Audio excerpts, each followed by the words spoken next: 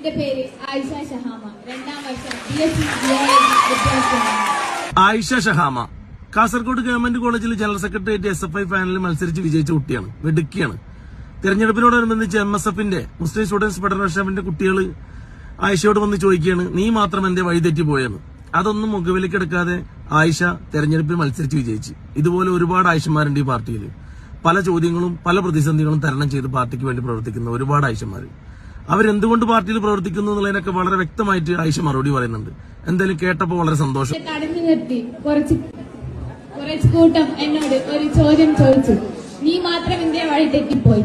അന്ന് ഞാൻ അതിന് ഉത്തരം നൽകാത്തത് അത് കേവലം ആയിഷ ഷഹാമ എന്ന എന്നോട് മാത്രമുള്ള ചോദ്യമാണ്.